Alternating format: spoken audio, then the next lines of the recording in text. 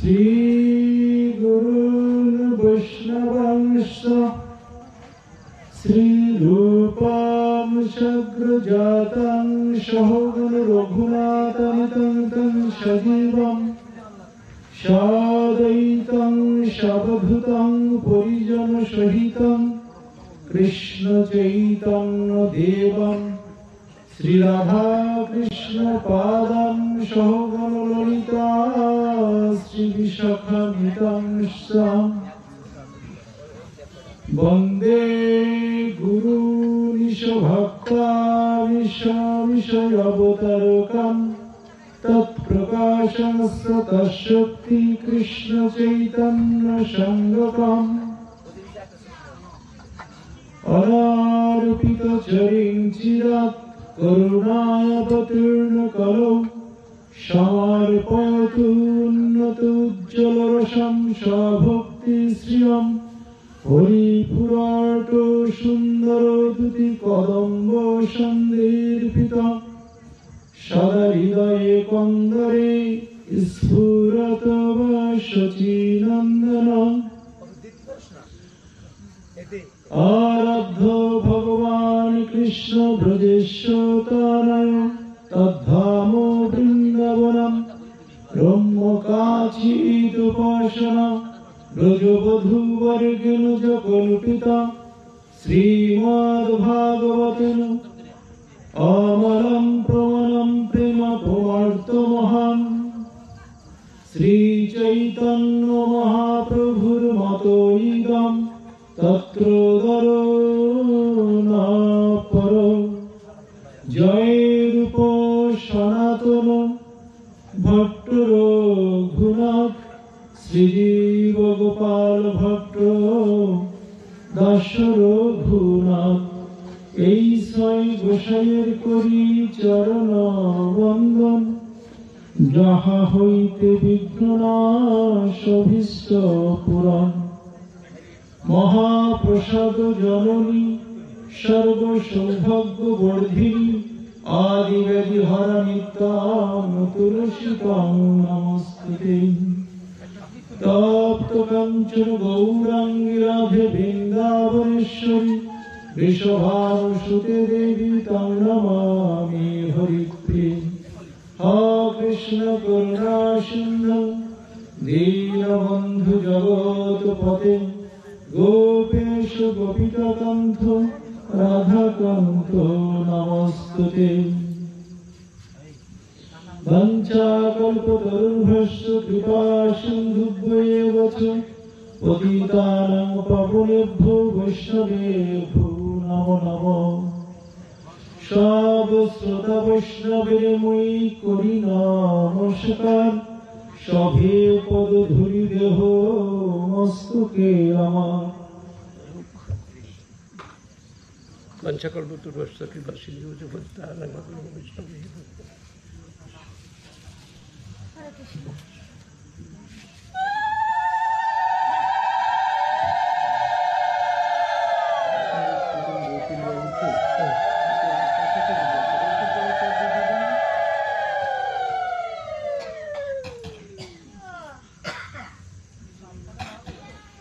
नारायणं नमस्कृत्य नरं चैव नरोत्तमं देवीं सरस्वतीं व्यासं ततो जयमुदीरयेत्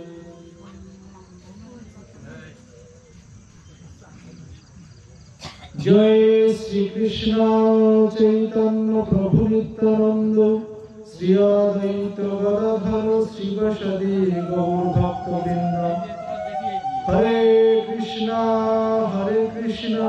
कृष्णा कृष्णा हरे हरे हरे राम राम राम हरे हरे जय जय निताई गौर सीतानाथ प्रेमानंदे हरि हरि जय जय श्री राधेश्याम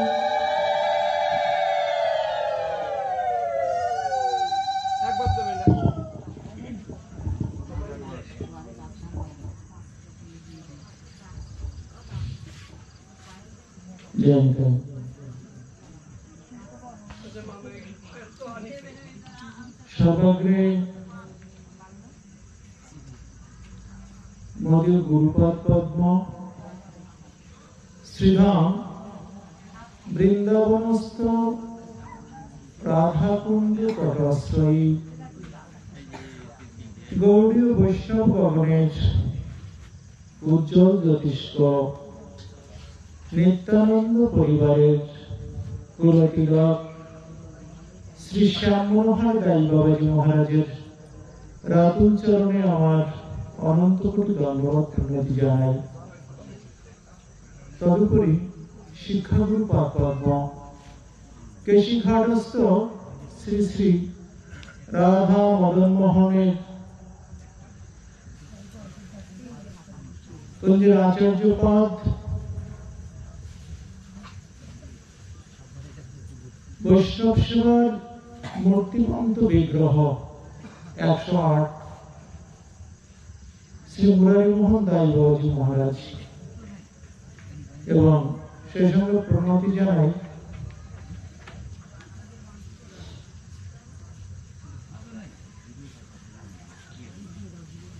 চব্বিশ প্রহার ব্যাপী শ্রী শ্রী তারক ব্রহ্ম নাম যজ্ঞ সংকীর্তনের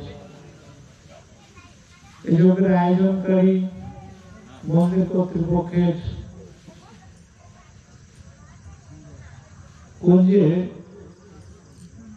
যাটা আচার্যের আসনে রাখা হয়েছে কি যেন দুর্গা প্রসন্ন বিবেকানন্দ গোস্বামীজির রাতুল চরণে এবং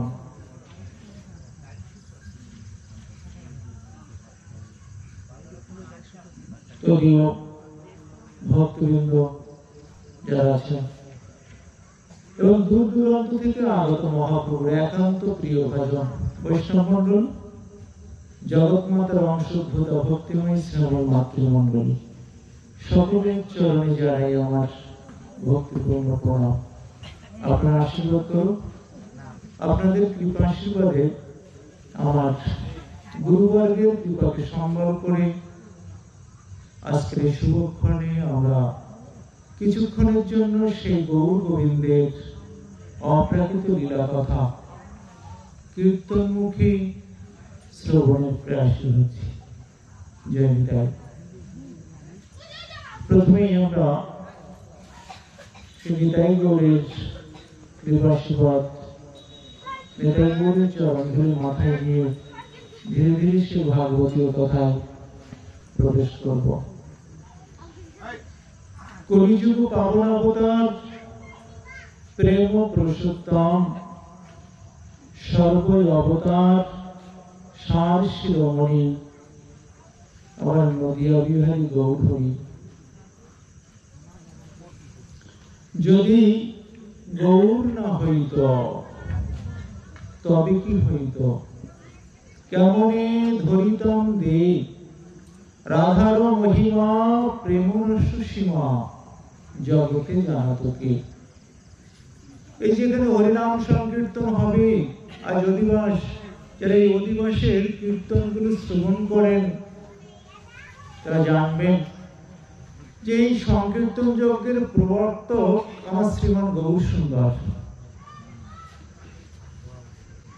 এই যজ্ঞের বিধান কে দিয়েছিলেন? আমার মহাপ্রভু।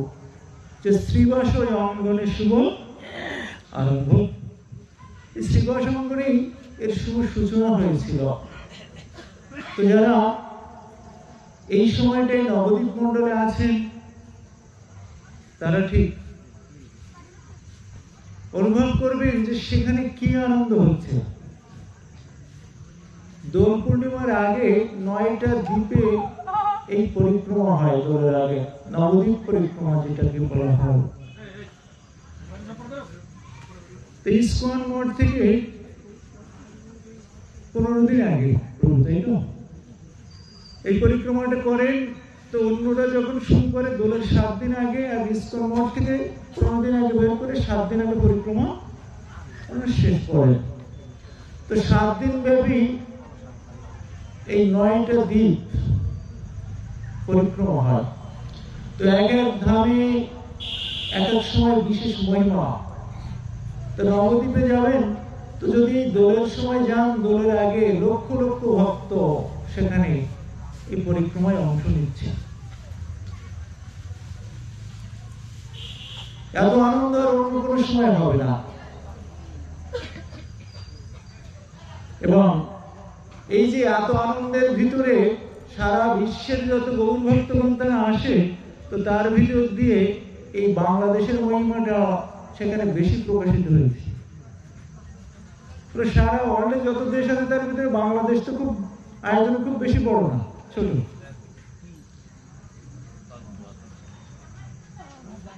আমার রোহিণীনন্দন প্রভু একটু ভালো জানবেন, আমি নামটা ঠিক সঠিক একবার শুনেছি। তো বরিশালে আমি এক জায়গায় পাড়ে যাই, বাঙালি পাড়ায়। তো প্রভুরা ওনারা জয়প্রকাশ মহারাজের আশ্রিত। তো বলছেন, প্রভু এবার পরিক্রমায় প্রায় 12,000-এর মতো ভক্ত ছিল। তো শেষে প্রতিযোগিতা হয়েছে। আমি বলছি, কিসের প্রতিযোগিতা? তো বলছে, উলুধ্বনির প্রতিযোগিতা। বলছে, তো প্রতিযোগিতায় কি হলো, কে ফার্স্ট হলো? বলো, ফার্স্ট সেকেন্ড আমার এই বাংলাদেশের মায়েরাই হয়েছে। সারা ওয়ার্ল্ডের মায়েরা আছে, তার ভিতরে এই প্রতিযোগিতায় বাংলাদেশের 2 জন মাই ফার্স্ট সেকেন্ড হয়েছেন। সেখানকার 12,000 ভক্তের ভিতরে পরিসংখ্যানে দেখা যাচ্ছে বাংলাদেশের ভক্ত সেখানে প্রায় 7,000-এর মতো। এইটুকু একটা দেশের ভক্ত গেছে সেখানে 12,000-এর ভিতরে 7,000, আর 5,000 সারা বিশ্বে।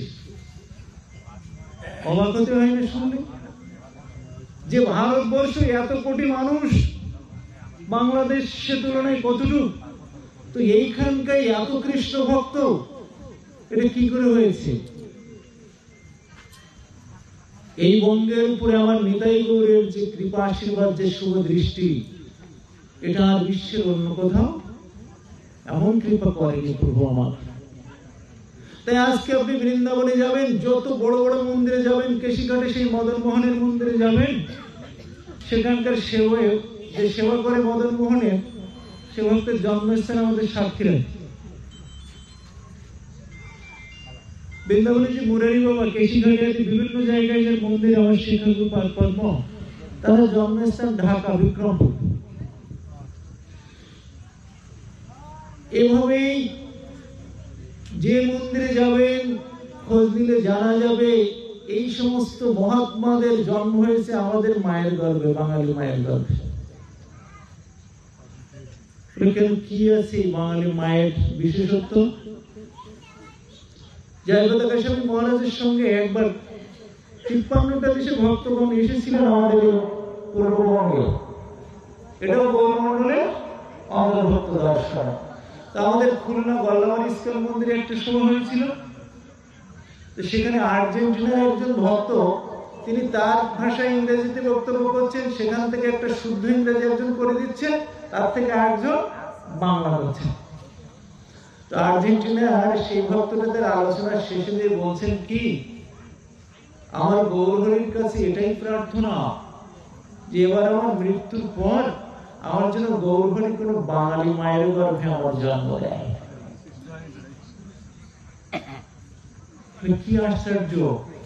আমরা কত পয়সা খরচ করে রাশিয়া, আমেরিকায় যেতে চাই, ছেলেদের পাঠাই, আর সেই সব দেশের যারা, তারা বলছে যদি এই বাঙালি মায়ের গর্ভে আমাদের জন্ম হতো এই দেশে। আমরা দুঃখ করি যদি আমাদের আমেরিকায় জন্ম হতো, তাহলে এই জাতীয় কষ্ট ভোগ করা লাগতো না, কত ধনী কান্ট্রি। আর তারা বলছে কি, যে না, এখানে যদি জন্ম হতো। কেন আজকে রাশিয়া, আমেরিকার তারা এই দেশে বাঙালি মায়ের গর্ভে জন্ম চাইছে কেন? বলছে আমার নরোত্তম দাস ঠাকুরের যে প্রেম ভক্তি চন্দ্রিকা, আমি অন্য ভাষা ভাষীর মায়ের গর্ভে জন্মেছি বলে ওটা আস্বাদন করে আমার ঠিক অনুভব হয় না। বাঙালিরা তাদের যে অনুভব হয়। আর গৌর সুন্দর বাঙালির ভগবান। জয় শ্রীরাম। তো আমরা যারা এখানে কীর্তন করছিলেন, একটু যদি সহযোগিতা করেন। আমরা ছোট করে একটু নবদ্বীপের সেই লীলাটা স্মরণ করব। একটা দ্বীপের পরিক্রমা একটু খোলার করতলে সহযোগিতার সঙ্গে সঙ্গে একটু কীর্তন করবেন। এখানে একটা মাইক্রোফোন দিয়ে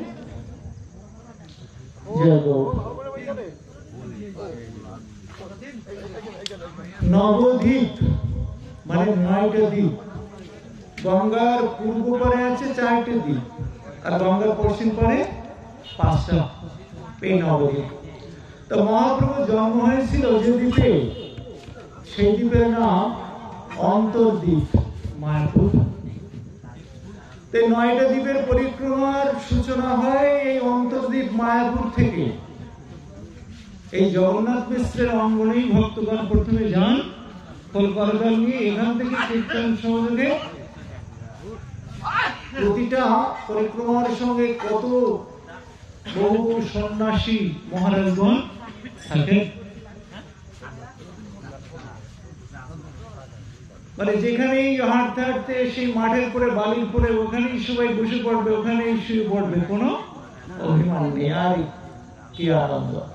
আমরা বসতে জায়গাটা একটু সুন্দর লাগে, ভালো লাগে, কিন্তু পরিক্রমায় যারা করে খালি পায়ে হাঁটা, তারপরে ওই ধুলার উপরেই খুব আনন্দ করে বসে পড়া। মহারাজরা বসে, সন্ন্যাসীরা, কারণ কি? এটা ধামের ধুলা, এটা চিন্তামণি।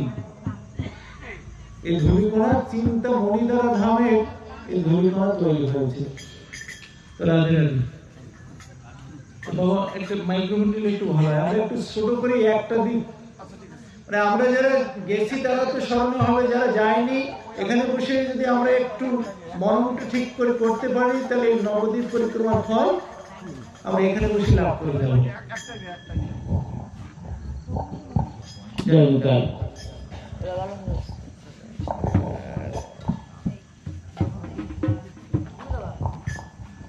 জয় জয় মায়াপুর, জয় অন্তর্দ্বীপ, জয় জয় মায়াপুর,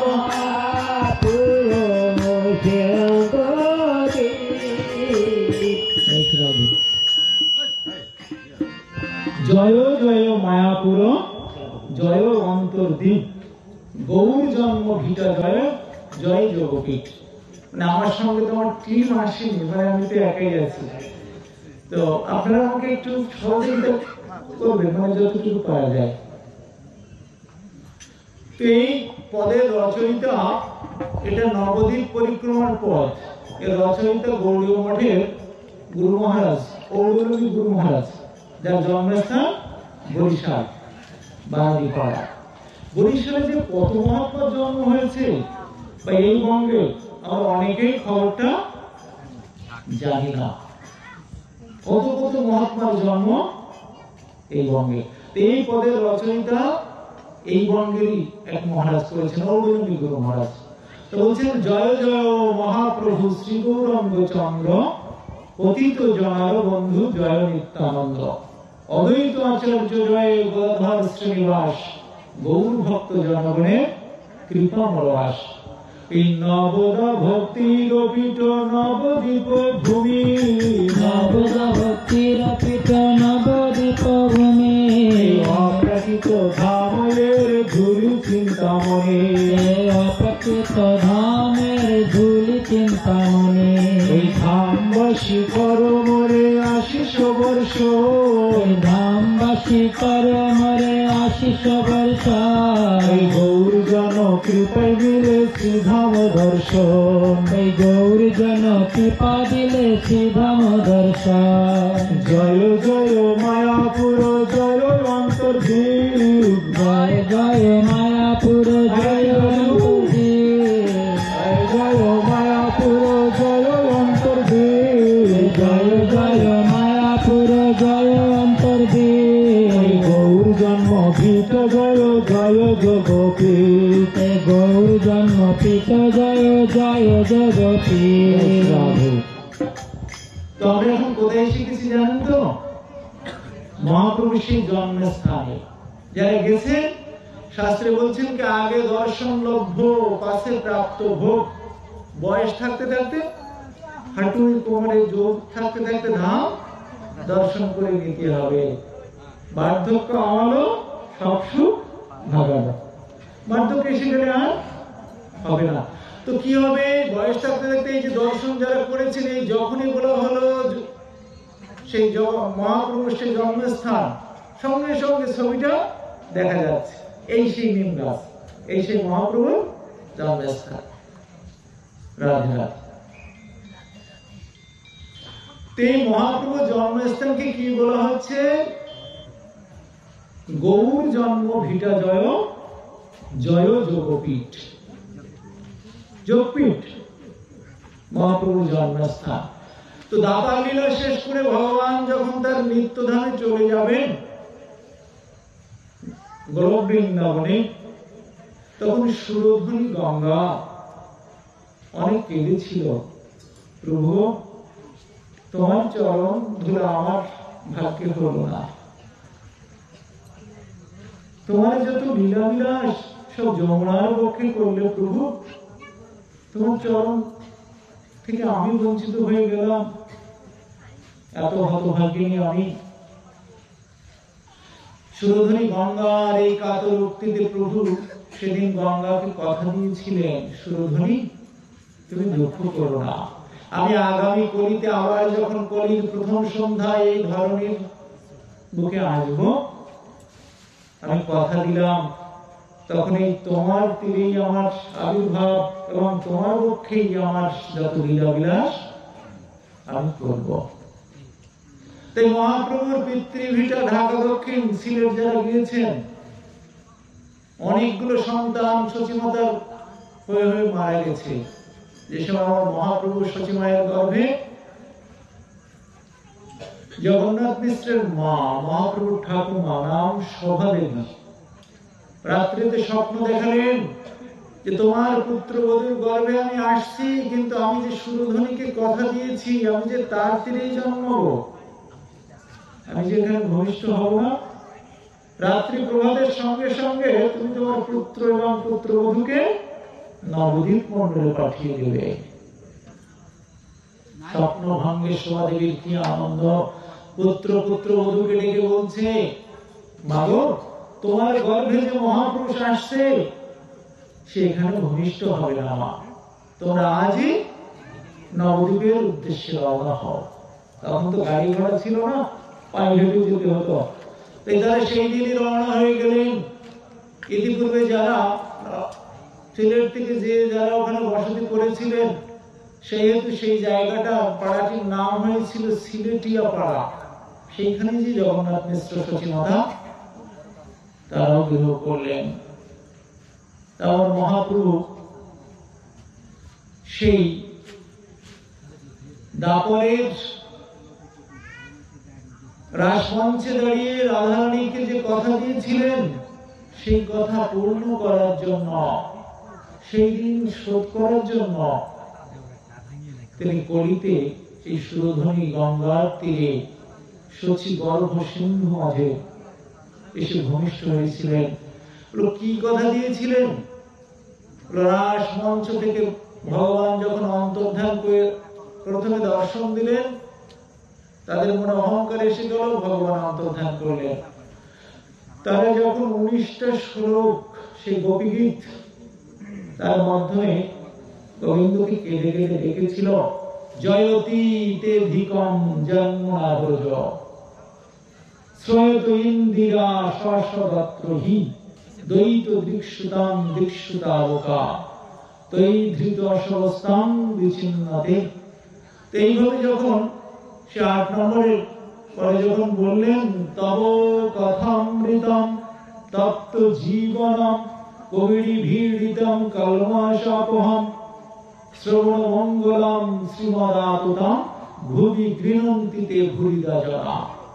এই শ্লোকটা যখন তারা উচ্চারণ করেছে, গোবিন্দ থাকতে পারেনি, দর্শন দিলেন। দিয়ে বলছেন, কি তোমরা কি বললে? আমার কথা অমৃত, তব কথা অমৃত বলেছেন।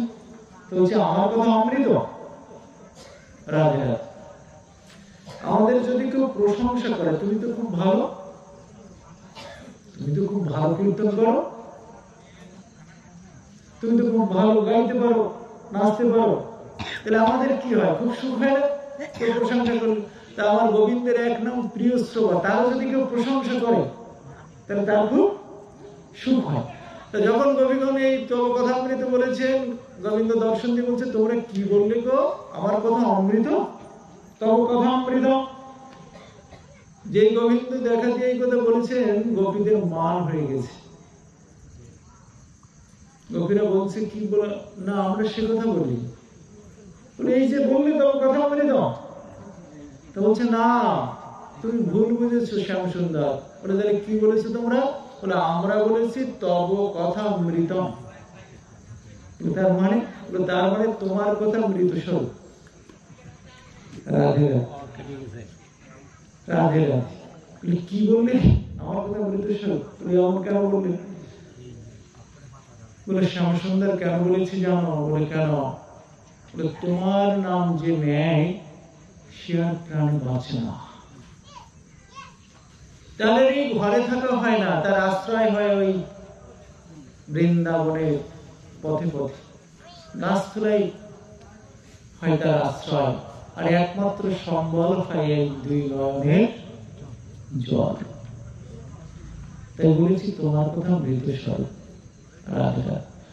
তো সেই রাজমঞ্চে গোবিন্দ বলেছিলেন, দেখো আমি গীতায় যে প্রতিজ্ঞা করেছিলাম, যে যথামাং প্রপদ্যন্তে তামসদৈব ভজমহম, আমার প্রতিজ্ঞা ভঙ্গ হয়ে গেল তোমাদের ভজনে, আমি সে কথা রাখতে পারলাম না। কিন্তু আমার একটা স্বভাব আছে যে আমি কারো কাছে ঋণী থাকি না। তো আমি বলেছিলাম যে আমাকে যেমন ভাবে ভজনা করবে তাকেও আমি তেমনি ভাবে তার মনোবাসনা পূর্ণ করব, কিন্তু পারলাম না তোমাদের অনুরূপ ভজতে। কেন পারলে না? বলে দেখো তোমরা যা কিছু চাও নিজেদের জন্য কিছু চাও না, আমার জন্য। রাধারানী কি চায়? বলে কৃষ্ণ বাঞ্ছা পূর্তি করে আরাধনে, অতএব রাধিকা নাম পুরাণে বাখানে। রাধারানীর কি বাঞ্ছা সর্বক্ষণ? যে কৃষ্ণ যা চায় তাই যেন পায়, তার মনোবাসনা যেন পূর্ণ হয়। বলে তোমাদের কিছু দিতে যাওয়া মানে ওটা তো আমারই পাওয়া, কারণ তোমরা তো নিজেদের জন্য কিছু চাও না, আমার জন্যই চাও। তো তোমাদের সেই চাওয়া পূরণ করতে যাওয়া মানে তো সেটা আমারই প্রাপ্তি হয়। তাই যে ঋণ শোধ করতে গেলে আরো বাড়ে, সেই ঋণ তো কখনো শোধ হয় না। তাই তোমাদের ভজনে আমি ঋণী হয়ে গেলাম। না পারায়ে অহং নিরবেদ্য সংযুজম, না পারায়ে অহং, আমি পারলাম না তোমাদের অনুরূপ ভজন করতে, তোমাদের ভজনের কাছে আমি ঋণী হয়ে গেলাম। তাই তোমরা বলো তোমাদের এই ঋণ আমি কিভাবে শোধ করতে পারি বলো। সেদিন ব্রজগোপীগণ ব্রজেশ্বরী রাধারানী বলেছিল, ও শ্যাম সুন্দর, তোমাকে হারিয়ে নয়ন জলে বৃন্দাবনের পথে পথে আমরা হা কৃষ্ণ বলে তোমাকে অন্বেষণ করে ফিরেছি। তা আগত কলিজীবের অধম পতিত জীবের দ্বারে দ্বারে যে যদি এমনি ভাবে নয়ন জলে হা কৃষ্ণ বলে তুমি কেঁদে কেঁদে হরিনাম পেলাতে পারো, সেই দিন তোমার এই দায় ঋণ শোধ হবে। নিতাই গৌর হরি হরি বল। কি এসেছে আজ আমাদের মাঝে? গৌর সুন্দর রূপে বিশ্বরূপ পদকর্তা তার পদে বলছেন, এসেছে ব্রজের বাঁকা কালো শাখা, দেখবি আয় তোদের এই নদীর আয়। এসেছে ব্রজের বাঁকা কালো শাখা, দেখবি আয় তোদের এই নদীর আয়। ও তার কালো বরণ নয়, ও তার কালো বরণ নয়, কালো বরণ নয়, তার কালো বরণ নয়। ওই রাই অঙ্গে অঙ্গ দিয়ে গৌর হলো তাই, ওই রাই অঙ্গে অঙ্গ দিয়ে গৌর হলো তাই। ও সেই ব্রজের ভবের খেলা, সে যে ব্রজের প্রেমের খেলা, ব্রজের ভবের খেলা, সে যে ব্রজের রসের খেলা। ও সেই ব্রজের ভবের খেলা খেলতে এসেছে ধরায়,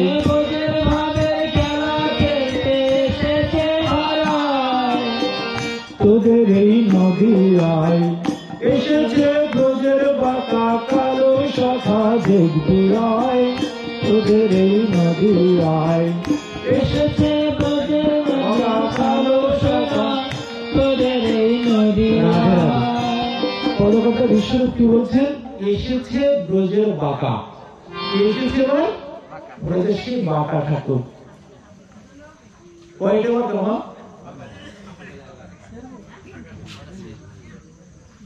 রাধে রাধে। তো এইখানে সম্মুখে যে মায়েরা আছেন, অনুরোধ পিছনে যাওয়া যা করে, সম্মুখে যারা আসেন তারা একেবারে যাদের কোমরে ব্যথা তাদের সম্মুখে না বসাই ভালো ছিল। তারা যদি এইরকম করেন এইরকম করেন আমার খুব অসুবিধা হবে।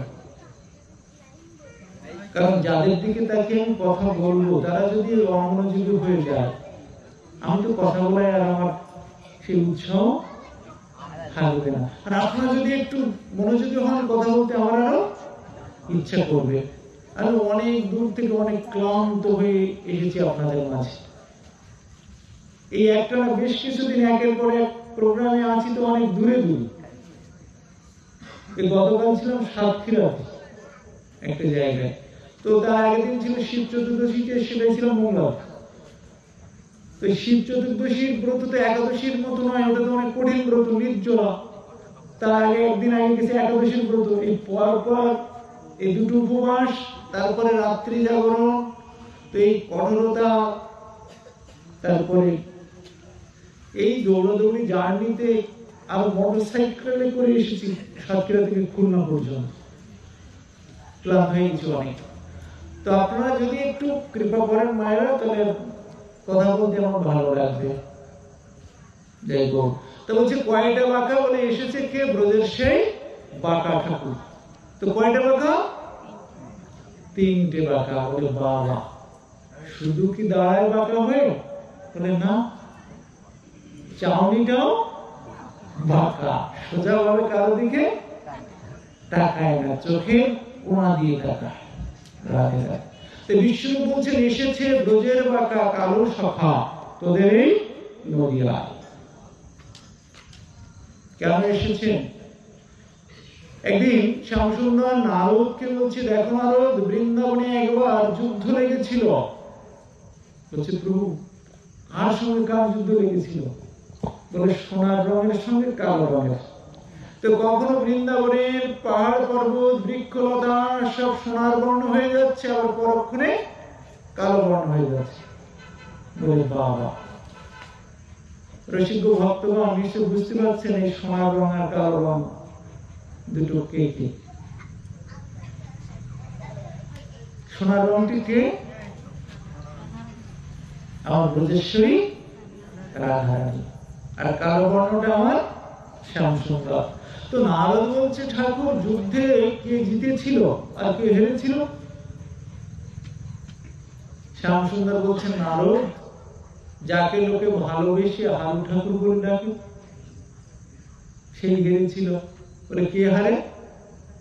বৃন্দাবনী কৃষ্ণচন্দ্র যে দুটো পক্ষ করে যে খেলা খেলে, তার ভিতরে বেশিরভাগ দিনেই কৃষ্ণ হেরে যায় আর তার সখাদের জিতিয়ে দেয়। এই হলো আমার ভগবানের খেলা। তো বলছে, প্রভু ঠাকুর তুমি হেরে গিয়েছিলে সেই খেলায়? বলে হ্যাঁ। বলে কি ঘটেছিল সেদিন? বলে রাধারানীর এই সোনার রঙের এই প্রেমের ঘূর্ণাবর্তে আমি তলিয়ে গিয়েছিলাম, ডুবে গিয়েছিলাম। বলে বাবা, তো নদীতে খালে বিলে যদি কোথাও কিছু ডুবে যায়, যদি আপনি ডুব দেন, তো আপনি তো ডুবে থাকতে পারবেন না, আপনাকে ভাসতেই হবে, ভাই জীবিত অথবা মৃত। ডুবে থাকা যাবে? ভাসতে হবে না। বলছে প্রভু, তুমি যে ডুবে গিয়েছিলে বৃন্দাবনে রাধারানীর সেই সোনার রঙের ভিতরে, তো তুমি আর কখনো ভেসে ওঠোনি? হ্যাঁ, আমি ভেসে উঠেছিলাম। কোথায় ভেসে উঠেছিলে? বলে আমি ডুবেছিলাম বৃন্দাবনে, আর ভেসে উঠেছিলাম অনেক দূরে, যে অনেক দিন পর। বলে কোথায়? বলে সুরধ্বনি গঙ্গার তীরে সচি গর্ভ সিন্ধু মাঝে নিতাই গৌর প্রেমানন্দে হরিদাস। তো বিষ্ণু সেই কথা বলছেন। বলছে জানো, আমি যখন বৃন্দাবনের পথ দিয়ে হাঁটতাম আমাকে সবাই কি বলে ডাকতো? কি বলে ডাকতো? বলতো ওগো বাঁকা ঠাকুর শোনো শোনো, ওগো কালা ঠাকুর শোনো। আমি যখন নদিয়া রাজপথ দিয়ে যাই এখন আমাকে কি বলে ডাকে জানো? বলে কি বলে ডাকে? বলে ওগো এখন আমাকে বলে সোনার গৌরাঙ্গ। বলে বাবা, আমি ছিলাম কালো, আমি তাকিয়ে দেখি কি আমার সেই কালো রংটা আর না, পরিবর্তন হয়ে গেছে। আমি যে রাধারানীর ওই সোনার রঙে ডুবে গিয়েছিলাম, ওই ডুবে যে আমার রংটা পাল্টে গৌর হয়ে গেছে। তাই বলছেন পদকর্তা, সেই কালো বরণ নাই তারা কালো বরণ নাই, রাই অঙ্গে অঙ্গ দিয়ে গৌর হলো তাই। সেই গৌর সুন্দর এসেছেন আমাদের মাঝে। তো সঙ্গে কি নিয়ে এসেছেন? বলে যুগ ধর্ম হিসাবে সঙ্গে নিয়ে এসেছেন এই হরিনাম।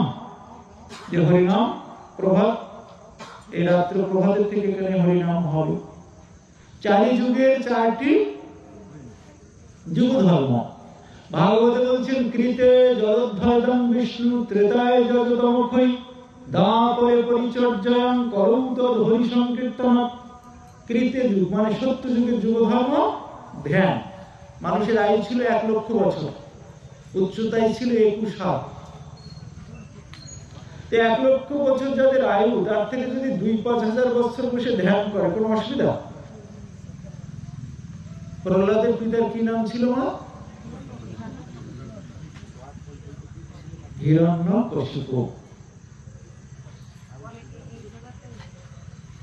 এক সময়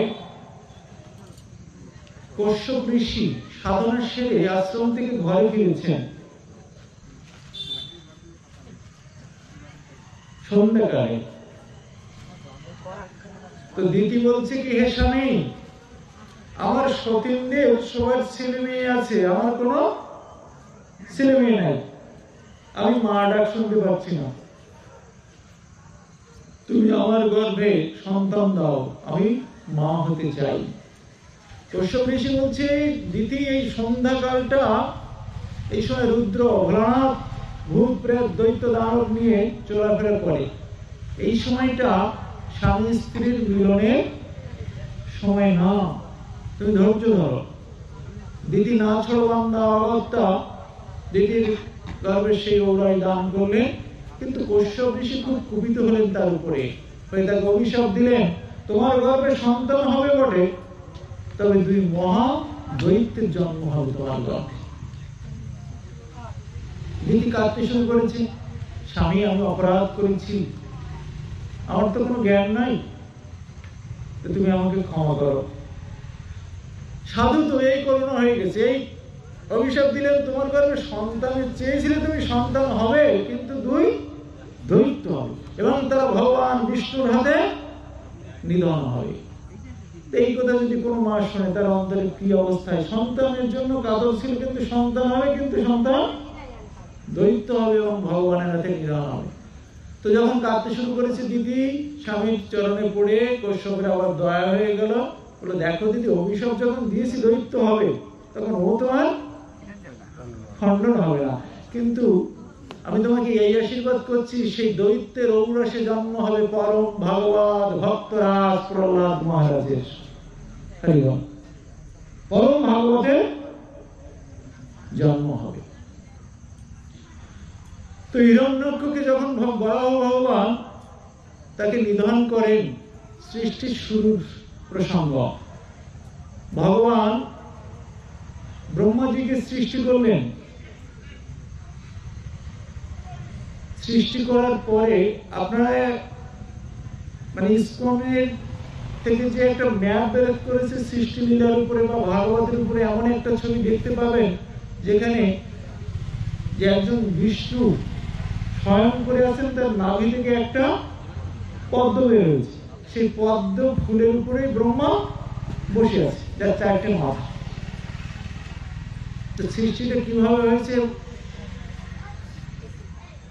সেই গোলক বৃন্দাবনে আমার রাধা মাধব আছেন, তার নিচে আছে সে অযোধ্যা মথুরা দ্বারকা, তার নিচে বৈকুণ্ঠ, যেখানে লক্ষ্মী নারায়ণ রূপে ভগবান আছেন। এই বৈকুণ্ঠের 4টে দ্বার, চারজন দাঁড়িয়ে আছে সেই চার দ্বারে, বাসুদেব, শঙ্কর্ষণ, প্রদ্যুম্ন আর অনিরুদ্ধ। এর ভিতরে যিনি শঙ্কর্ষণ, এই শঙ্কর্ষণের একটা অংশ কারণাবধি সেই বিষ্ণু রূপে কারণ সমুদ্রে এসে শয়ন করলেন। এই কারণ সমুদ্রে ছিলেন মায়া দেবী, সাম্য অবস্থায়, তার দেহে কোনো চেতনা ছিল না। শঙ্কর্ষণ কারণতোষায়ী চ পয়োধিশায়ী শেষস্য অংশ কলাশ নিত্যানন্দাক্ষর রামান্নম শরণামস্তু। এই কারণাবধি সেই বিষ্ণু মায়া দেবীর উপর ইক্ষণ করলেন। তার ইক্ষণ রূপ বীর্য পতনের ফলে মায়া ক্ষোভিত হলেন, চেতনা লাভ করে একটা অন্ড প্রসব করলেন। ডিমটা নরম তরল অবস্থায় ছিল, 1000 বছর ঘূর্ণায়মান অবস্থায় ছিল এই কারণ সমুদ্রে। এর ফলে কি ঘটলো, তার থেকে যে অসংখ্য ফোঁটা ফোঁটা নিঃসৃত হলো, তার থেকে অসংখ্য ব্রহ্মাণ্ডের সৃষ্টি হয়ে গেল। তখন এই কারণাবধিশায়ী বিষ্ণুর একটা অংশ গর্ভদোষায়ী বিষ্ণুরূপে সমস্ত অন্ডের ভিতরে প্রবেশ করলেন। প্রবেশ করে নিজের গায়ের শ্বেত ধর্ম দ্বারা তার অর্ধেকটা জলমগ্ন করে নিলেন, করে সেখানে শয়ন করলেন। তার নাভি থেকে একটা পদ্মের সৃষ্টি হলো। এই পদ্মের ভিতরেই এই 14 লোক, আমরা যেখানটায় আছি যে লোকে, এই লোকের কি নাম? ভূলোক, অর্থাৎ পৃথিবী। আমরা পৃথিবীতে আছি।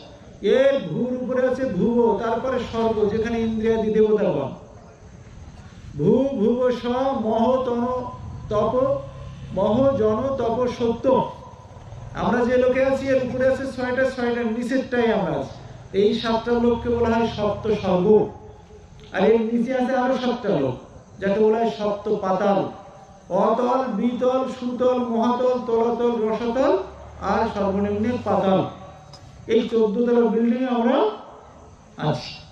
তো এর ব্রহ্মার যে সময় ভগবান জন্ম দিলেন, ব্রহ্মা যখন চেতনা হলো, ব্রহ্মা তাকিয়ে দেখে যে সে একটা পদ্ম ফুলের উপরে বসে আছে, তার চারিদিকে জলরাশি, জল আর জল।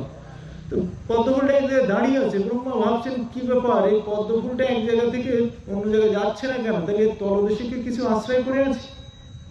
পদ্ম ফুলের ভিতর দিয়ে নামলেন ব্রহ্মা তল কোথায় খোঁজার জন্য, কিন্তু খুঁজে পেলেন না। এইভাবে আপ ডাউন ওঠানামা করতে করতে ক্লান্ত হয়ে পদ্মের উপরে ব্রহ্মা বসে পড়লেন। তখন এই জলরাশির ভিতর থেকে একটা শব্দ তার কানে ভেসে এলো, তপ তপ। ব্রহ্মা তখন মনে মনে ভাবলেন, আমাকে যিনি সৃষ্টি করেছেন তিনি নিশ্চয়ই আমাকে তপস্যা করার কথা বলছেন। ব্রহ্মা তখন এই পদ্মের উপরে তপস্যায় বসে গেলেন। ভগবান তখনই চতুর্শ্লোকী ভাগবত জ্ঞান তার অন্তরে দান করলেন, যে 4টে ভাগবতের বীজ স্বরূপ, যার থেকে এই 18,000 শ্লোক সৃষ্টি হয়েছে। ব্রহ্মাকে ভগবান বললেন, ব্রহ্মা তুমি সৃষ্টি করো। ব্রহ্মা তো একা আছে, কি করে সৃষ্টি করবে? তখন ব্রহ্মা মনে মনে চিন্তা করলেন, আমার কিছু সন্তানের জন্ম হোক। যেই বলেছেন সঙ্গে সঙ্গে 4 জন পুত্রের জন্ম হয়ে গেল, সনক, সনন্দ, সনাতন আর সনক কুমার। তারা বললো, তোমরা সংসার করো, জনসংখ্যা বাড়াও। ওরা বলছে না, আমরা তো সংসার করবো না। উত্তরে চলে গেল। ব্রহ্মার ক্রোধের ফলে তার ভ্রুযুগলের মধ্য থেকে নীলরোহিত রুদ্রের ভোলানাথের জন্ম হলো। সঙ্গে সঙ্গে 11 রুদ্রাণী তাকে দান করলেন, বলে তুমি জনসংখ্যা বাড়াও।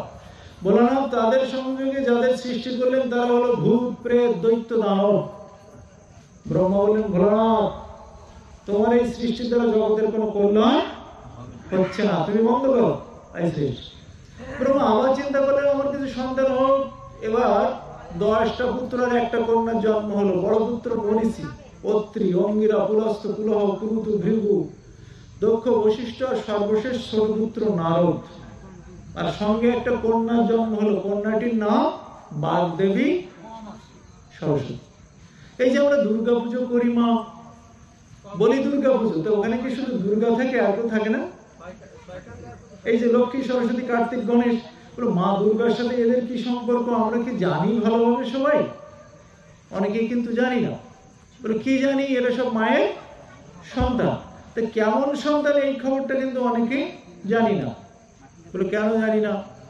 বলে কোনো দুর্গা মণ্ডপে তো এই দুর্গা তত্ত্ব আলোচনা হয় না, কনসার্ট হয়, ব্যান্ড হয়, এই মায়ের আলোচনা কি হয়? যে এত বড় গণেশের পেটটা মোটা, ওর বাহন ইঁদুর কেন, ওইটুকু ছোট। যদি কোনো মা অফিসে দেখতে গেছে ছোট বাচ্চাটাকে হাত ধরে নিয়ে, ওই বাচ্চাটা যদি জিজ্ঞাসা করে, মা গো গণেশের পেটটা এত বড়, দেহটা বড়, ওর বাহন ওইটুকু ছোট, ইঁদুর কেন? ইঁদুর কি তাতে বই যেতে পারবে? লক্ষ্মী সুভদ্রার বাহন পেঁচা কেন? আমরা বলতে পারি তো? এ তত্ত্বগুলো জানা নাই, বলা হয় না। রাধে রাধে। তো এই সরস্বতী ব্রহ্মার কন্যা। বলা লক্ষ্মীকে দেব অসুরী মিলে যে সময় সমুদ্র মন্থন হয়, সমুদ্র মন্থনের সময় এই তুলসী উঠেছিল, সেখান থেকে অনেক কিছু উঠেছিল, তার ভিতর দিয়ে তুলসী উঠেছিল। তুলসী সর্ব ঔষধি গুণ সম্পন্ন। পৃথিবীতে যত ওষুধ তৈরি হয়েছে হবে, তার সকল গুণ এই তুলসীর ভিতরে আছে। এই জন্য তুলসীর পাতা সেবা করলে অনেক রোগ ব্যাধি ভালো হয়ে যায়, কারণ ওর ভিতরে সকল ঔষধি গুণ আছে। এই সমুদ্র মন্থনের ফলে অনেক কিছুর সঙ্গে লক্ষ্মী দেবীও উঠেছিলেন, তাই লক্ষ্মীকে বলা হয় সমুদ্র কন্যা। বলে তাহলে এদের মা দুর্গার সাথে কি সম্পর্ক? এরা হলো পালিত কন্যা মা দুর্গা, গর্ভজাত না। জয় শ্রীরাম। তো এই 10টা পুত্র একটা কন্যা হয়েছিল। এইভাবে অনেক সৃষ্টি হলো। ভগবান ব্রহ্মা এক সময় তার নাকের ভিতরে সুরসুরি লাগছে, তো নাকের ভিতরে যদি কোনো কাঠি দেওয়া হয় কি হয়? হাসিয়ে লাগে। নাকের ভিতরে কোনো কিছু দিয়ে যদি কি করা হয়, তা ব্রহ্মার নাকের ভিতরে কি যেন পোকা মতো ঢুকেছে, সুরসুর লাগছে। তো তারপরে ব্রহ্মার কি হলো, একটা হাসি দিলে সঙ্গে সঙ্গে নাকের ভিতর দিয়ে অঙ্গুষ্ঠ পরিমাণ একটা বরাহনন্দন মানে শুকরের বাচ্চা বের হয়ে আসলো। দেখতে দেখতে সেটা বিরাট আকার হয়ে গেল। ব্রহ্মা আদি দেবগণ তখন করজোড়ে বলছেন, কে এই শুকর? এটা তো সাধারণ কেউ না, ইনি নিশ্চয়ই সেই ভগবানের অংশরূপে তিনি হয়তো এসেছেন। বলুন বরাহ ভগবান কি? বরাহ ভগবানের জন্ম হয়ে গেল। এদিকে এই হিরণ্যাক্ষ হিরণ্যকশিপু ভীষণ বলশালী। হিরণ্যাক্ষ তো গদা নিয়ে সর্বমর্ত পাতাল ঘুরে বেড়াচ্ছে, কে আছে আমার সঙ্গে যুদ্ধ করার মতো? কেউ রাজি হয় না। বরুণ দেব বললেন, তুমি যাও, বরাহ ভগবান এসেছে তার কাছে গেলেন। বরাহ ভগবানের সাথে যুদ্ধ হলো বহুকাল। হিরণ্যাক্ষকে বধ করে দিলেন। এই হিরণ্যাক্ষ বধের পরে হিরণ্যকশিপু প্রতিজ্ঞা করলেন, আমার ভ্রাতৃহন্তা সেই বিষ্ণুকে আমি হত্যা করব। তাই সাধনা করতে চলে গেলেন মন্দর পর্বতে। এই সুযোগে দেবতারা স্বর্গরাজ্য আক্রমণ করেছে, দৈত্যরা। বাবা কিন্তু একজন, মায়ের কারণে কোন সন্তান দেবতা, আবার কোন সন্তান দৈত্য। পিতা কিন্তু এক কশ্যপ ঋষি। দিতি থেকে যাদের জন্ম হয়েছে তারা দৈত্য, অদিতি থেকে যাদের জন্ম হয়েছে তারা দেবতা। কেমন লাগে শুনি যে বাবা একজন কিন্তু মায়ের কারণে সন্তান দেবতা, আর মায়ের কারণে সন্তান অসুর। তা আমাদের অনেক অনেক মহাপুরুষগণ বলেছেন যে যদি মা ভালো না হয় সন্তান ভালো হয় না। বলে কেন? বাবা ভালো হলে হবে না? মা ভালো না হলো, বাবা যদি ভালো থাকে তাহলে ওই মায়ের গর্ভে সন্তান ভালো হবে না? বলছেন না। সুসন্তানের জন্য মায়ের ভূমিকাটা বেশি। রাধে রাধে। তাই কি হলো, সেই হিরণ্যকশিপু যখন সাধনায় চলে গেলেন, দৈত্যরা স্বর্গরাজ্য আক্রমণ করে সমস্ত দেবতাদের বিতাড়িত করে দিলেন। দিয়ে হিরণ্যকশিপুরের স্ত্রী কয়েদু তাকে ধরে নিয়ে যাচ্ছেন দেবরাজেন্দ্র, হাত ধরে টানতে টানতে। আকাশ মার্গে দিয়ে যাচ্ছিলেন দেবর্ষি নারদ। রাধে রাধে। তো নারদ বা কোনো সাধু পথ দিয়ে একা চললেও কি খালি মুখে যায়? মুখে হরিনাম ছাড়া কিন্তু সাধু পথ চলে না। তো দেবর্ষি নারদ কি করে যাচ্ছে, আমরা একটু দেবর্ষি নারদের সঙ্গে সেটা শ্রবণ করে আসি। শ্রীকৃষ্ণ গোবিন্দ হরে মুরারে, হে নাথ নারায়ণ বাসুদেব। শ্রীকৃষ্ণ গোবিন্দ হরে মুরারে, হে নাথ নারায়ণ বাসুদেব। শ্রীকৃষ্ণ গোবিন্দ হরে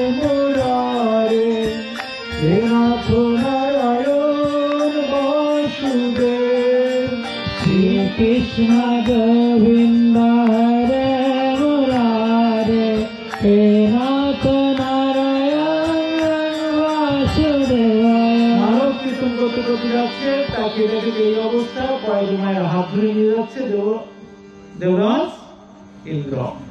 নামলেন সেখানে, নেমে দেবরাজকে বলছেন, হে দেবরাজ, আপনার অনেক কুকীর্তির কথা আমি শুনেছি। আপনি দেবতাদের রাজা, এই পর স্ত্রী হলেন, এইরকম এই কাজটা কবে থেকে শুরু করলেন?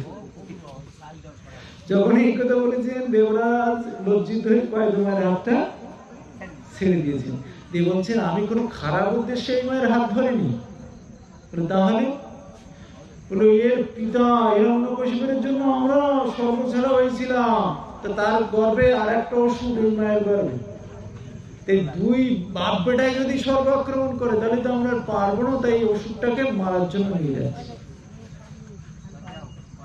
দেবর্ষি নারদ বলছে, দেবরাজ, এই কয়েক মায়ের গর্ভে কোনো অসুর নাই, অনন্তের অনুচর, ভগবান অনন্তের অনুচর, পরম ভাগবত আছে।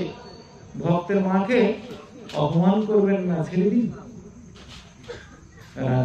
আপনার স্বর্গ যদি রক্ষা হয়, এই কয়েক মায়ের গর্ভে যে সন্তান আছে তার দ্বারাই রক্ষা হবে। ছেড়ে দিলেন। দেবর্ষি নারদ কয়েক মাকে তার আশ্রমে নিয়ে গেলেন। দেবর্ষি নারদ এবার করে কি ভিক্ষা করে নিয়ে আসে, কয়েক মাকে দেয়, কয়েক মা রান্না করে দেয়। দেবর্ষি নারদ সেটা ভগবানকে ভোগ নিবেদন করে। দেবর্ষি নারদ সেবা করার পরে ওই সাধুর অধরামৃত মাকে দেয়, কয়েক মা ওটা সেবা করে। গর্ভস্থ প্রহ্লাদ সেই সাধুর অধরামৃত সেবা করে। ভক্ত পদ ধূলি, ভক্ত পদ ধৌত জল, আর ভক্তভুক্ত শেষ। এই তিন সাধনের বল, এই তিনা হইতে সর্বসিদ্ধি হয়। পুনঃ পুনঃ সর্বশাস্ত্রে ফুকারিয়া কয়। খুব বেশি কিছু না, ভক্তের চরণ ধুলি, ভক্তের চরণ ধৌত জল, আর ভক্তভুক্ত শেষ। ভক্ত সেবা করার পরে যে অবশিষ্ট থাকে, ভগবান সেবা করলে হয় মহাপ্রসাদ, আর ওই মহাপ্রসাদ যদি ভগবানের কোন প্রিয় ভক্ত সেবা করে, মহাপ্রসাদ আরো মহিমান্বিত হয়। সেটা প্রসাদের অনেক মহিমা। আমরা ছোট একটা প্রসাদের মহিমা একটু শ্রবণ করে আসি। আমাদের চারি সম্প্রদায় একজন আচার্য রামানুজ, মানে লক্ষণ এবার রামানুজ রূপে এসেছেন। তো যে টোলে পড়েন, রামানুজাচার্যের টোলের গুরুদেবের নাম যাদব প্রকাশ। ইনি ছিলেন ভূত ঝাড়ানো ওঝা, আবার তার অনেক শিষ্য শাবক ছিল। জমিদার বাড়ির পাশে টোল, জমিদার বাড়ির নববধূ ভূতে ধরেছে। তা কবিরাজকে ডাকা হয়েছে ভূত ঝাড়ানোর জন্য। তা ভূত বলানো হয় না, এখন তো আর বেশি ভূতি পায় না, আগে এক সময় পেত। তা ভূতকে বলানো হচ্ছে, তুমি কে, কোথায় ছিলে, এইখানে কেন বসেছ, ঘাট থেকে নেমে যাও। ভূত বলছে, আমি তোমার কোথায় যাব না, তুমি গিরপিটি ছিলে। ভূত যখন বলে, বহু লোকজন ভিড় করে শুনছে। জমিদার বলছে, ভূত ঝাড়ানো পরে হবে, এত বড় টোলের গুরুদেব, যার হাজার হাজার শিষ্য, সে কি করে গিরকিটি থেকে এত বড় সাধু হলো, আগে সেই কথাটা এই ভূতের কাছে জিজ্ঞাসা করেন, আগে আমরা সেইটাই শুনবো। তো বলছে, কি করে গিরগিট থেকে এত বড় সাধু হলো, বলে এই কথাটা তার যে শিষ্য আছে রামানুজ, তার কাছ থেকে জানতে পারে। এবার রামানুজকে ডাকা হল। রামানুজাচার্য ভাবছে কি, আমার গুরুদেবের কি অসম্মান হয়ে যায় যে গিরগিট ছিল, এই কথাটা যদি সবাইকে বলে দিই। তো কি হলো, বলছে না, গুরুদেব বলছে তুমি বলো। এই যে আজকে আমরা মানুষ হয়ে এখানে বসে আছি, গত জন্মে কে কি ছিলাম আমরা বলতে পারি? রাজা কি হলো, রামানুজাচার্য বলছে, কি করে তার গুরুদেব গিরকিটি থেকে এত বড় সাধু হলেন। ভারতবর্ষে অনেক তীর্থ আছে, তার ভিতরে বালাজির নাম যারা শুনেছেন বা গেছেন, বালাজি মন্দির, বিখ্যাত বালাজি মন্দির আছে না। তো ভারতে কোন মঠে যাবেন বা যে মন্দিরে যাবেন, ঠাকুর দর্শন করে প্রণাম করে চলে আসার সময় দেখবেন পূজারী প্রভু আপনাকে কিছু প্রসাদ দেবে। ওই যে ডোনা শালপাতার ছোট ছোট বাটি, এতে করে তো এক এক মন্দিরের এক একটা প্রসাদ আছে খুব মহিমাযুক্ত। যেমন আমার গোবিন্দ ভগবান কৃষ্ণচন্দ্র যেখানে জন্ম হয়েছিল বৃন্দাবনে, গোকুল মহাবনে, যারা বৃন্দাবনে গেছেন, যমুনা পারে কাছাকাছি, তো ওখানে ব্রহ্মাণ্ড ঘাটে মাটি খেয়েছিলেন। তার পাশাপাশি দাউজি মন্দির, বলরামের এক নাম দাউজি। তা দাউজি মন্দিরের মিষ্টি প্রসাদ বিখ্যাত। ওখানে যারা যায় এই মিষ্টি প্রসাদ নিয়ে আসে। তো এই বালাজির মন্দিরের লাড্ডু প্রসাদ বিখ্যাত। তো ওইখানে একবার 3 বন্ধুতে দর্শনে গেছে। এখানে পূজারী প্রভু 3টে লাড্ডু 3 জনকে খেতে দিয়েছে। 3 বন্ধু লাড্ডু প্রসাদ 3টে পেয়ে মনে মনে ভাবছে কি, মন্দিরের এখানে যদি প্রসাদটা সেবা করে ঝুটা হয়ে যাবে। হাত মুখ, তো আমরা পাহাড়ের উপরে মন্দিরটা, বলো নিচে নেমে ওখান থেকে প্রসাদ সেবা করে হাত মুখ ধুয়ে আবার উপরে আসবো। 3 বন্ধুতে মিলে পাহাড় থেকে নিচে যেয়ে ওখানে প্রসাদ, লাড্ডু প্রসাদ সেবা করে জল কুচু করে একটা গাছতলায় দাঁড়িয়ে তারা আবার উপরে এসেছে। ঘটনাক্রমে ঘটেছিল কি, ওই গাছে ছিল একটা গিরগিটি। তাই 3 বন্ধু যে জল কুচু করে যে একটা ফেলেছিল একটা গরুর পায়ের খোঁচের ভেতরে, তো ওখানে যে ওই জলটা জমা হয়েছে, তো ওই গিরগিটিটা ওই জলটা সেবা করেছে। এর ফলে কি হলো, একেতে বালাজির ওই মহাপ্রসাদ লাড্ডু, তারপরে সাধু সেবা করেছিল, তাতে করে ওর মহিমা আরো বেড়ে গেছে। তো ওই গিরগিটিতে ওই জল পান করাতে ওই মহাপ্রসাদের যে মহিমা, সেই মহিমায় আজকে গিরগিট থেকে যাদব প্রকাশ নামে এত বড় সাধুতে পরিণত হয়ে গেছে সে। প্রসাদের এই কৃপা দেখবেন, মহাপ্রভুর বিধান অনুযায়ী যে বৈষ্ণব শ্রাদ্ধ বিধি, সেখানে শ্রাদ্ধের পিণ্ডদানের যে ব্যবস্থা আমরা জানি, সেখানে কৃষ্ণ প্রসাদ দ্বারাই সে মৃত ব্যক্তির উদ্দেশ্যে অর্পণ করা হয়। কৃষ্ণ প্রসাদ বলো কেন? কৃষ্ণ প্রসাদের কি মহিমা আছে? একাদশীর দিনে ভক্তিবিনোদ ঠাকুরের একটা পদ কীর্তন করা হয়, শুদ্ধ ভাগবত চরণের। তো ওর ভিতরে একটা লাইনে বলছেন, প্রসাদ সেবা করিতে হয় সকল প্রপঞ্চ জয়। প্রসাদ সেবা করলে কি হয়? সকল প্রপঞ্চ জয়। প্রপঞ্চ মানে মায়িক জগৎ। এই প্রসাদের কৃপায় এই মায়িক জগৎ থেকে সে উত্তীর্ণ হয়ে মায়াতীত জগতে সে যেতে পারে। জয় শ্রী রাধে। তো এই হিরণ্যকশিপু যখন সাধনায় গেছে, কয়েদুমা দেবর্ষি নারদকে সেবা শুশ্রূষা করে, আর প্রসাদ পাওয়ার পরে দেবর্ষি নারদ গাছতলায় যেই বসে, মা একটা পাখা নিয়ে বাতাস করে, আর দেবর্ষি নারদ গর্ভস্থ প্রহ্লাদকে উদ্দেশ্য করে এই মাকে হরিকথা শোনায়। বিষয়টা অতীব গুরুত্বপূর্ণ। বলে কেন? বরিশালে এক মা, ঢাকা নারিন্দা মঠে চৈতন্য মঠের মহারাজ জ্যোতি মহারাজ এসেছেন। জ্যোতি মহারাজ প্রাপ্ত হয়ে গেছেন আপনি। তা জ্যোতি মহারাজের শিষ্য এই মা, তা মা তার ছেলে বৌমাকে সঙ্গে করে এনেছেন। মহারাজের চরণে প্রণাম করছে সবাই। তো তার একটা নাতি ছেলে আছে, বেশি বড় না, ছোট। তো তার ঠাকুমা বলছে, বৌমা দাদু ভাইকে প্রণাম করো গুরুদেবের চরণে। তো দেখবেন বাচ্চাদের একটা স্বভাব আছে, ওকে যা বলবেন একটা বয়স আছে তার উল্টোটা করে। তো মা যখন বলছে, বাবা প্রণাম কর গুরুদেব, বলছে না প্রণাম করবো। ও ঠাকুমা বলছে, বৌমা ওর ঘেটিটা ধরো, ধরে জোর করে গুরুদেবের চরণে মাথাটা ঠেকিয়ে দাও। রাধে রাধে। তো আজকে সেই মানুষ জন্মের পরে হয় না, গর্ভের থেকেই হয়ে আসে। সেটা কিরকমই প্রথমে আমরা জানবো। তো দেবর্ষি নারদ কয়েদুমাকে এইভাবে হরিকথা শোনাচ্ছে, আর কয়েদুমা কি সেবা করে? সাধুর অধরামৃত। একদিন কয়েদুমা খুব মন খারাপ করে বসে আছে। দেবর্ষি নারদ বলছে, মা গো তোমার মন খারাপ কেন? আমার আশ্রমে তোমার কি খুব কষ্ট হচ্ছে মা? তো বলছে, না বাবা সেজন্য না। বলো তাহলে? বলে আমার সন্তান প্রসবের সময় আগত, তা আমার স্বামী তো গৃহে নেই।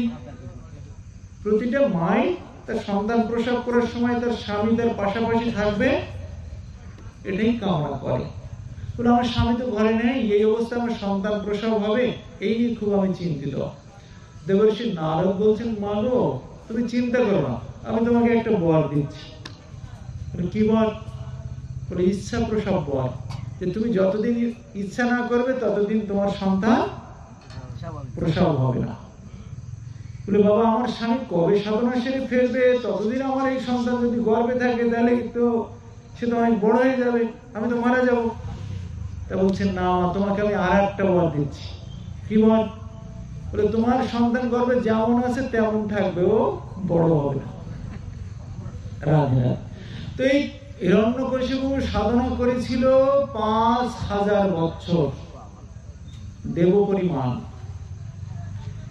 আর এই এতটা বছর প্রহ্লাদ মাতৃ গর্ভে ছিল।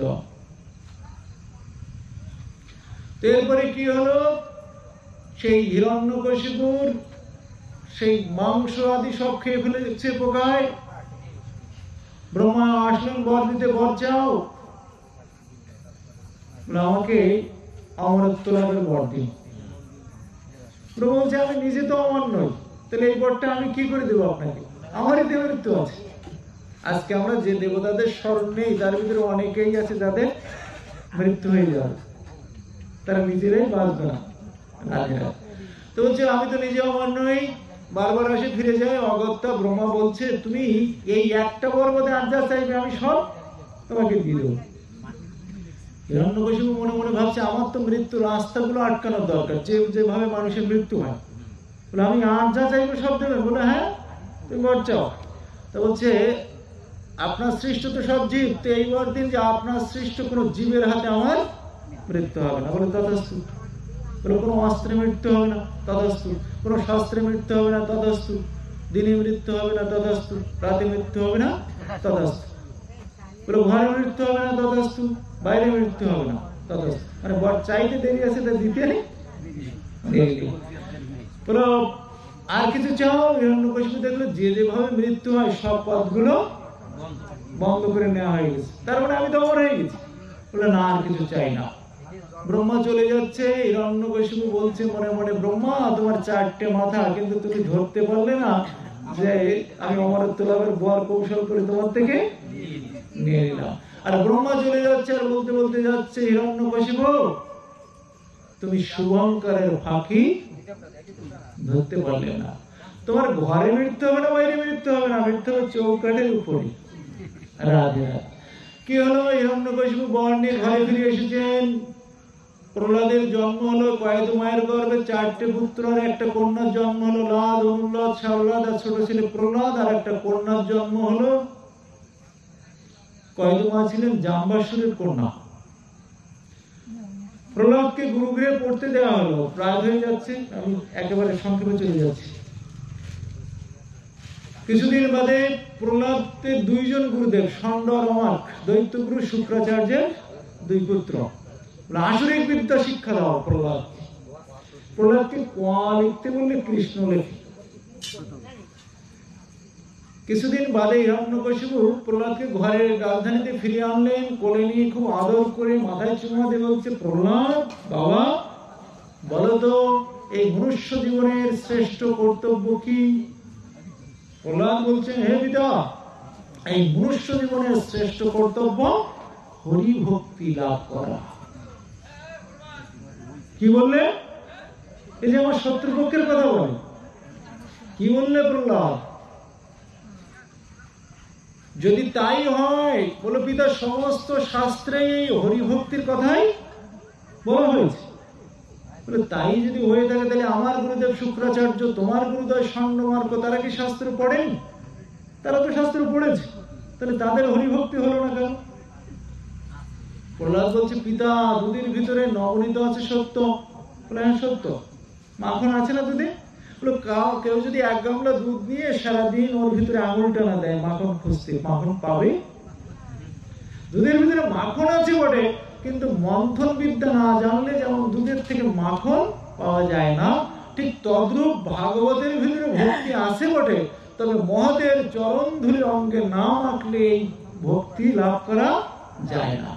শুধু ভাগবত পড়লে বা ভাগবত শুনলেই ভক্তি হয় না। প্রহ্লাদ বলছেন, হে পিতামহ, এষাম মতিস্তাবতুক্রমঙ্ঘ্রি স্পৃশ্যতি অনর্থ অপগম যদর্থ মহ্যসাম পাদরজ অভিষেকম। মহতের পাদরজে অভিষিক্ত না হলে এই ভক্তি লাভ করা যায় না। বৈষ্ণবের চরণ ধুলি তাহে মোর স্নান কেলি, তর্পণ মোর বৈষ্ণবের নাম। জয় শ্রী রাধে। তো এই কথা যখন বলেছেন, প্রহ্লাদকে আবার গুরুগৃহে পাঠালেন। ছন্দমার্গকে বলেছিলেন আসরিক বিদ্যা শিখাও। কি শিখিয়েছে ওকে? প্রহ্লাদকে যে অনেক শাসন করলেন, করে ছন্দমার্গ বলছে কি, দৈত্য কুলের চন্দন বনে কাটালা বাবলা গাছটা কোথা থেকে? প্রহ্লাদকে বলছে কাটালা বাবলা গাছ, আর গুলো সব চন্দন বন। রাধে রাধে। তো বলছে একদিন গুরুদয়ের একদিন নিমন্ত্রণ ছিল, প্রহ্লাদকে সেদিন ক্লাসটা নিতে বলে গেছে। প্রহ্লাদ, আজকের ক্লাসটা তুমি নিও, আমাদের নিমন্ত্রণ আছে, আমরা একটু নিমন্ত্রণ খেয়ে আসি। তো সেদিন প্রহ্লাদ অসুর বালকদের ডেকে বলছে, এসো বন্ধুগণ, আজকের ক্লাসটা আমি নেবো, এসো সবাই মিলে আমরা একটু কৃষ্ণ নাম করব। রাধে রাধে। প্রহ্লাদ ক্লাস নিচ্ছে কি দেখেন, আমরা একটু প্রহ্লাদের সঙ্গে সেই ক্লাসটা করবো। হরে কৃষ্ণ কৃষ্ণ কৃষ্ণ